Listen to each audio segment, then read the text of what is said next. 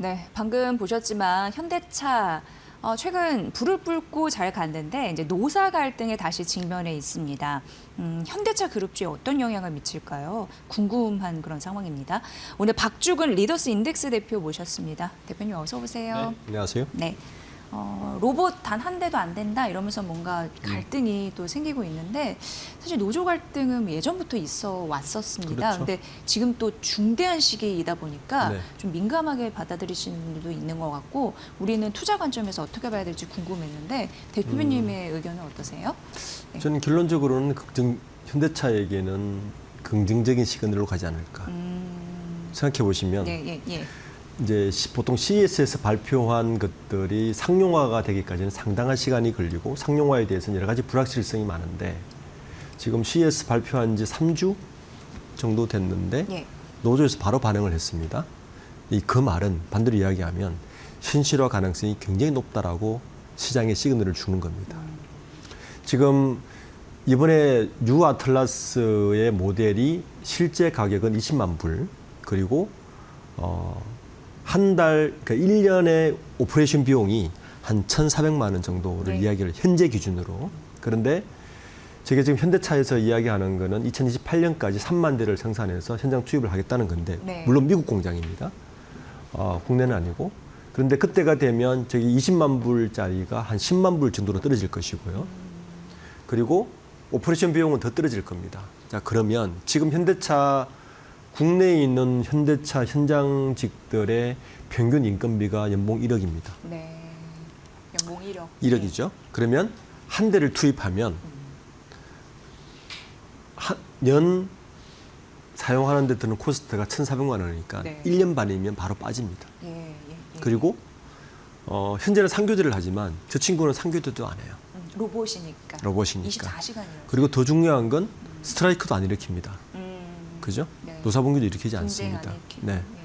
이제 그래서 현대차 노조에서 저렇게 강력하게 그 워딩을 보면 어제 노조 발표한 워딩을 보면 굉장히 강력합니다. 현대차 노조가 정의선 회장 들어서고 한 번도 노사 분규를 일으키지 않았거든요. 그런데 어제 발표한 그 워딩을 보면 단 한 대도 단 한 대. 뭐 죽음을 불사하고 몇 얘기가 나옵니다.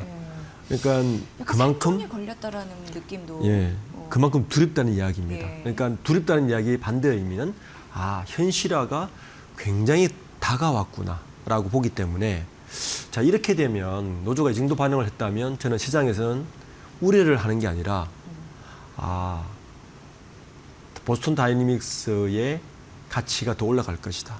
지금 보스턴 다이내믹스가 지난주까지만 해도 현대차가 막 불기둥을 올 때까지만 해도 보스턴 다이내믹스의 IPO를 했을 때의 가치를 한 맥스가 60조 왔는데 이번 주에 나온 리포트가 120조로 올라갔습니다. 네. 네, 리포트 자체가 그러니까 그러니까 상용화 현장의 상용화는 가장 빠르지 않을까라고 지금 시장은 예상하고 있어서 지금 노조의 반응 뭐 이런 같은 반응을 보면 결국에는 현대차에게는 더 아주 긍정적인 시그널로 저는 올 거라고 봅니다. 네. 피지컬 AI를 이끌어갈 선두주자는 테슬라와 현대차뿐이다. 뭐 이런 얘기가 지금 나오고 있는 네. 상황에서 현대차의 그 위상 완전 격상됐잖아요. 예. 몇 가지 다른 점이 있죠. 예. 이제 테슬라와 현대차의 가장 큰 공통점과 차이점이 뭐냐면 테슬라는 일단 기본적으로 이 휴머노이드를 만드는 타겟 자체가 B2C입니다. B2C. 예. 그러니까 소비자. 일반인들이 예. 일반의 가정이나 일상으로 들어올 수 있는 휴머노이드를 목표로 지금 만들고 있어요. 네네. 그런데 현대차는 그걸 선택하지 않았습니다. 10만 불, 20만 불 비싼 대신에 그러니까 일반 상용화 되려면 3만 불 이하로 떨어져야 돼요. 그러니까 우리가 소형차 한 대 정도 값이 돼야 네. 일반 가정에 들어갈 수가 있습니다. 예. 이게 내가 한 3천만 원 정도 투자하면 내가 하고 있는 뭐 웬만한 일상을 다 해줄 수 있어. 그러면 투자하거든요. 근데 보스턴 다이내믹스가 만드는 B2B용 아틀라스는 최소 10만 불이나 양산이 돼도 한 7, 8만 불을 떨어질 가능성이 있는데 그래도 일반인들 쉽지가 않죠. 네. 그죠? 벤츠 한 대를 사야 되니까 예. 일반인들이. 그러면 누가 사느냐? 기업. 기업이 삽니다. 예, 예. 그래서 이거는 목표 자체가 B2B입니다. 이게 가장 큰 차이점이고 네네. 저는 두 번째가 더 큰 차이점이라 보이는데 테슬라는 기본적으로 애플의 아이폰입니다. 네. 완전 폐쇄형이에요. 예. 자기들의 데이터만 쓰고 자기들의 소프트웨어만 쓰고 자기들이 만듭니다. 우리 아이폰이 그렇잖아요. 폭스콘이 만들고 OS는 다 애플이 것만 쓰고 자기들의 생태계에 들어오지 않으면 호환이 안 돼요. 그런데 현대차는 이 부분을 포기했습니다. 자기들은 제조 데이터를 가지고 있는데 저는 포기하기 쉽지 않으실 텐데 포기한 네, 가장 큰 네. 현명한 선택은 오픈 이노베이션으로 갔습니다. 우리는 하드웨어를 잘 만들어. 예. 우리는 차는 잘 만드는 이 기술로, 그리고 우리는 자동차 만드는 밸류체인이 있기 때문에 배터리부터 모든 걸 다 만들 수 있어. 대신 오퍼레이션, OS는 우리 걸 안 쓸 거야. 이거는 엔비디아나 다른 쪽을 구글 걸 쓸 거야. 운영 체제는 그쪽 거 쓰고. 그렇죠. 예, 예. 그래서 뭐냐 하면 우리의 로봇을 사면 너희들이 원하는 OS나 너희들이 원하는 데이터를 써서 마음대로 쓸 수가 있어. 아, 그런 거에서도 협력할 가능성은 있겠네요. 그러니까 이제 B2B로 목표를 했기 때문에 이게 가능한 거예요. 그러니까 테슬라와 좀 현대 로봇은 전혀 좀 다르게 가고 있다. 저는 네. 그런데 결론적으로는 상용화도 이쪽이 빠를 거고 상용화라는 얘기는 매출이 나오는 것도 빠를 거고 그래서 보스턴 다이내믹스의 기업 가치가 더 올라갈 거라고 보입니다. 그래서 이제 현대차의 또 목표 주가가 막 80만 원짜리 막 나오고 네. 막 그런 게 다 그런 이유가 있지 않나. 근데 어쨌든 노사 갈등 이게 어떻게 사람으로 보면은 생존 생업이냐 밥그릇 싸움인데 네. 로봇과 하는 거잖아요. 어떻게 보면은 그렇죠. 그런 부분에서 약간 좀 씁쓸한 감도 있습니다만 결국 이러한 분쟁들이 주가 측면에서는 현대차 그룹을 오히려 올릴 수 있는 그런 트리거로 작용할 가능성 이런 부분은 뭐 좀 다른 얘기긴 하지만 네, 네. 뉴욕 5번가에 사진 두 장이 있는데요. 1900년 사진하고 1913년 사진 두 장이 아주 대비되는데 1900년 사진을 보면 뉴욕 5번가에 다 마차인데 자동차 한 대 있었습니다. 예. 그때 마차 마부들이 예. 이 자동차가 들어오자마자 스트라이크를 다 일으켰어요. 안 된다. 네. 그런데 딱 13년 만에 네. 마차 한 대고 나머지 다 자동차로 바뀌었어요. 그 거리가. 저는 아마 피지컬 이야기 들으면 이게 훨씬 빠르게 적용될 것이라고 보입니다. 네. 기술 혁신 시대에 어떻게 보면 당연히 겪어야 할 진통 과정 이런 부분으로 좀 느껴지네요. 예. 또 이 부분으로 투자의 관점에서 말씀해 주셨으니까 부분 참고해 보시고요. 어제 이제 코스피 5,000 됐고 네. 오늘 5,020선까지 올라가는 네. 흐름들 그 안에서 이제 뭐 조정 플러스 마이너스는 있는데 아직 저평가라는 분석도 나오고 대표님은 어떻게 생각하세요? 저도 여전히 저평가다 예. 보입니다. 그러니까 생각해 보시면 4천에서 그러니까 3천에서 4천 갈 때는 우리가 한 25% 올라야 되잖아요. 네. 30%가 올라야 되는데 4천에서 5천 갈 때는 사실은 20%만 오르면 돼요. 5천에서 6천 갈 때는 15%만 오르면 됩니다. 네. 이런 식으로 봐야 되는데 이제 저평가의 이유가 몇 가지가 있는데 저는 첫 번째는 이재명 정부가 출범할 때 PBR이 0.92 정도 됐어요. 진짜 시장에. 예. 지금 우리 5천 찍었을 때 PBR이 1.7 정도 됩니다. 뭐 아시겠지만 선진국 지수가 이미 PBR 4점이 다 넘고요. 우리 가까운 대만도 3이 넘습니다. 그래서 이재명 대통령이 여전히 네. 낮다. 여전히 저평가인데 몇 가지 리스크가 저는 해소될 것 같은데 어제 이재명 대통령께서 한 4가지 리스크를 크게 짚었어요. 첫 번째는 지정학적 리스크 그리고 이제 우리가 상법으로 대변되는 지배구조 리스크 네. 그리고 시장의 수급 문제 몇 가지 리스크를 접었는데 저는 이 4가지 리스크 중에 아직까지 해결을 할 수 있는 리스크가 2가지가 남아 있거든요.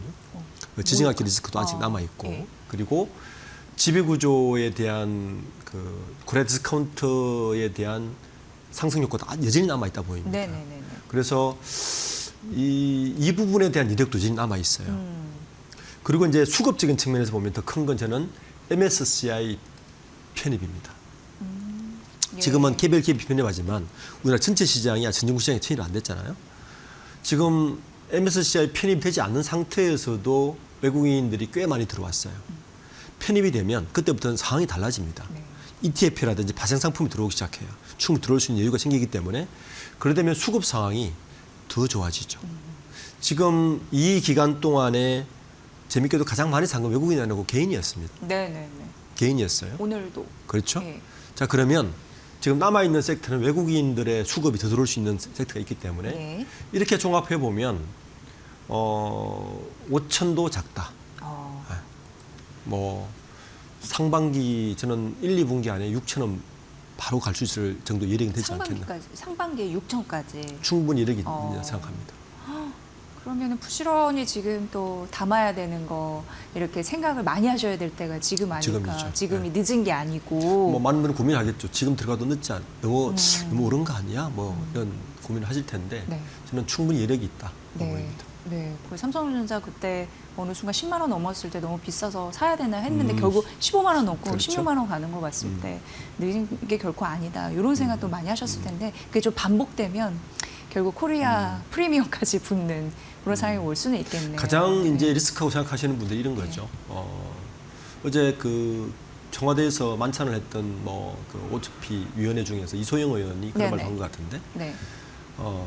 이제 많은 전문가들이 이제 조금 약간 부정적으로 이게 더 이상 지속할 수 있을까 보는 가장 큰 이유 중에 하나가 반도체에 집중된 투자거든요.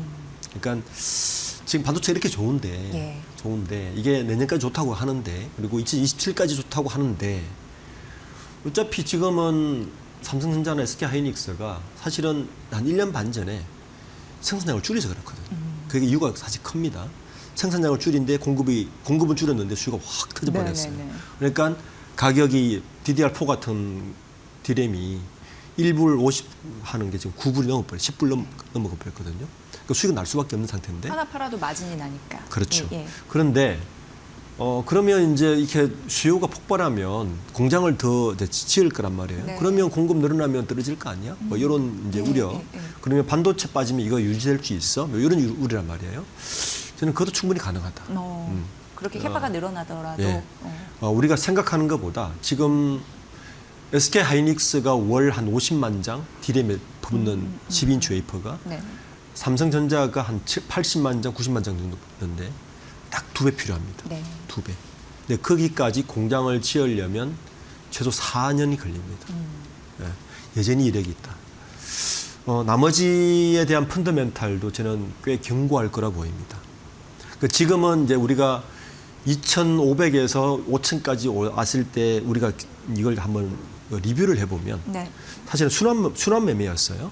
제일 처음에 방산 좋았다가 그죠? 조선 갔다가 반도체 갔다가 전력기기 갔다가 이렇게 이제 수급이 순환하면서 이게 끌어올렸는데 요 순환보다는 저는 동시에 올라갈 가능성이 굉장히 높다라고 보입니다. 그러면 이제 뭘 담아야 될까? 반도체 로봇은 워낙 지금 뜨겁습니다. 그 외에 투자처 사실 어제 저희가 민병도 의원 전화 인터뷰도 했지만 코스피 500 기념으로 코스피 5천 특별위원이시니까 근데 코스피 이제 자기가 이제 코스닥까지 같이 잘 갔으면 좋겠다. 그래서 이제 같이 올라가는 구조가 돼야 된다는 얘기를 하더라고요. 그런 의미에서 어떤 투자처가 좀 그러면 좋겠지만 현실적으로 그건 쉽지 않습니다. 그러면 결국 또 대형주와 반도체 로봇. 어차피 시장이라는 거는 실적이 좋은 것을 따라갈 수밖에 없는 게 원래 시장 구조예요. 그러니까 자본시장에서 민주주의처럼 모두가 잘 되는 방법은 없습니다. 그건 저는 불가능하고요. 물론 정부에서 어떤 펀더멘탈을 이렇게 기초로 투자를 할 수 있겠지만 그거는 뭐 실질적으로 좀 굉장히 어렵다 보이고 결국에는 이제 우리가 지금 이끄는 건 순환 매매처럼 방산, 조선, 전력기기, 반도체, AI, 뭐 피지컬, 자동차 이렇게 같지만 저는 그건 그대로 갈 거라 보고요. 지금 남아 있는 섹터는 이제 3차 상법 개정에 대한 조금 여력이 있는 지주사들. 그러니까 이제 어차피 어제 회의를 했으니까 통과될 거란 말이에요. 그 섹터. 그러니까 자사주 강제 소각이 됐을 때 좀 저평가되어 있는 기업들에 대한 섹터. 그리고 그 주가 억누르기 방지법 이것도 지주사에 해당됩니다. 두 가지가 지주사에 해당되기 때문에 지금 지주사 섹터. 그리고 바이오가 지금 어제 알테전 때문에 확 떨어졌는데 저는 바이오도 여전히 매력이 있다. 그다음 이 정도 수급이면 한 두 가지 정도는 뭐 좀 관전 포인트를 보고 있습니다. 코스피 뭐 상반기 6천도 갈 가능성이 있다라고 했는데 반도체 여전히 잘 가지고 이제 현대차 붙었으니까 그 게다가 이제 바이오 이런 부분까지 또 붙으면 대형주 위주로 그렇죠. 그러면 또 충분히 가능한 시나리오일 수도 있겠다 이런 생각이 듭니다. 그리고 이제 자사주소가 사실 이제 코스피 5천 가는 데에는 1차, 2차 상법 개정 이슈가 받쳐줬었고 3차 그럼 이제 자사주 소각 많이 할 수 있는 곳에도 또 투자자가 몰릴 수 있고 뭐 그렇죠. 그렇게 되네요. 그렇죠. 네. 근데 이런 이슈 뭐 잘 가고 있는데 밖에서 재만 안 뿌렸으면 좋겠는데 트럼프의 그린란드 야요 그거에 따른 불편한 지신인데 이런 부분이 우리나라에 좀 파장을 미칠까요? 저는 오히려 그게 우리에게는 호재거리라 보입니다. 오히려요? 오히려. 아시아가 왜냐하면, 안전할 수 있다는 두 가지 느낌? 때문인데요. 예, 예. 첫 번째는 방산입니다. 방산. 아마 저걸 겪거나 어제 트럼프가 다보스 포럼에서 한 이야기를 잘 들어보면 네네네. 유럽을 깡그리 무시했거든요. 너 지금까지 70도 우리가 지켜줬잖아. 눈치 볼 이유가 사실 너희가 우리 트럼프 아래였으면 없죠? 독일어 다쓸 뻔 하지 않았어? 네. 이런 말을 던졌을 때는 유럽들이 각자 도생에 들어갑니다. 방산 살 수밖에 없습니다. 네. 가성비죠. 방산. 그리고 두 번째는 미국 중심의 무역이 다자 중심으로 굉장히 갈 가능성이 크다. 우리에게는 다자 수출길이 일 가능성이 높다.